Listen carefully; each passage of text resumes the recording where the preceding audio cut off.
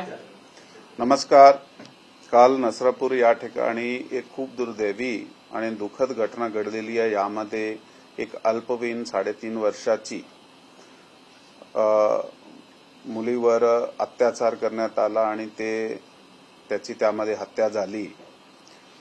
या प्रकरण पोलिसाकडे काल ज्यावेळी रिपोर्ट झाला, साधारण संध्याकाळी घटना काही 3:30-4 वाजताच्या दरम्यानची आहे आणि 4:15 वाजता ज्यावेळी पोलिसाकडे हे रिपोर्ट झाला तर तातडीने आम्ही त्याचा शोध सुरू केला, आरोपीचा शोध सुरू केला आणि 1 ते 1.5 तासाचे दरम्यान आम्ही हे आरोपी जे आहे त्याला ताब्यात घेतला. परंतु दुर्दैवाने तेव्हापर्यंत ते जे अत्याचार होता ते झालेला होता आणि ती हत्या झालेली होती.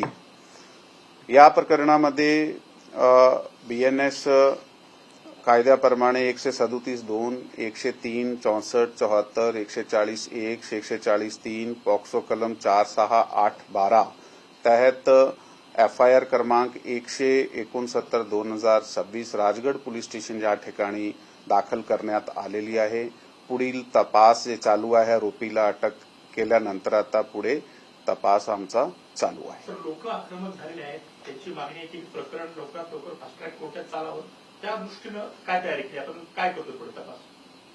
अशा घटना घडल्यानंतर साधारणतः जे एक इमोशनल जे रिॲक्शन जे आहे ते पब्लिककडून येत आहे. काल सुद्धा अशा प्रकारची एक सिच्युएशन निर्माण झाली होती.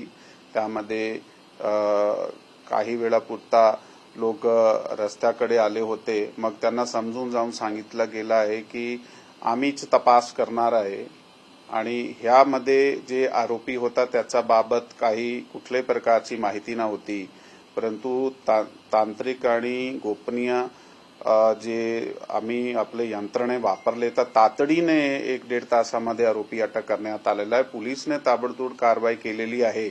आता तुम्ही आमचं सहकार्य करा. ते लोकांनी काल ऐकलाय, सहकार्य केलाय, ते शांततेने आहे, ते प्रोटेस्ट करताय, परंतु ते शांततेने आहे आणि पोलिसाच्या सहकार्य करत आहात. आणि आपला जे म्हणणं आहे की नक्की या केस जे आहे ते तातडीने ह्याची चार्जशीट केली गेली पाहिजे, हे आश्वासन आम्ही काल सुद्धा लोकांना दिला होता आणि हे फास्ट ट्रॅक पद्धतीने चालला पाहिजे आणि आरोपीला सक्त ते सक्त जे पनिशमेंट आहे ते भेटली पाहिजे. यासाठी आम्ही प्रयत्नशील आहात. त्याप्रमाणे तपास आमची विशेष टीम करत आहे. ह्या आरोपीचे विरुद्ध अगोदर अशाही प्रकारचे गुन्हे आहेत. ते 1998 मध्ये त्याच्या विरुद्ध एक विनयभंगाचा गुन्हा होता. त्याच्यानंतर 2015 मध्ये त्याच्या विरुद्ध एक विनयभंग आणि पॉक्सो गुन्हा होता, ज्यामध्ये पॉक्सो आणि विनयभंगाचे कलम होते. त्यातून त्याचा 2019 मध्ये केसमधून ॲक्विटल झालेला आहे आणि हा 65 वर्षाचा व्यक्ती आहे. त्याची प्रवृत्ती तशी आहे असं आमचे तपासामध्ये निष्पन्न झालेलं आहे.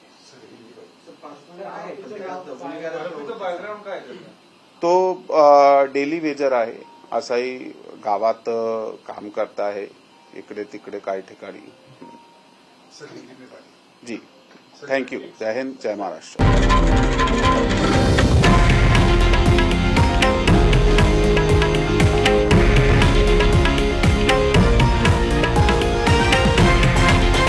हे आहे देशातील नंबर 1 न्यूज नेटवर्क आणि आपण पाहत आहात TV9 मराठी, एकमेव.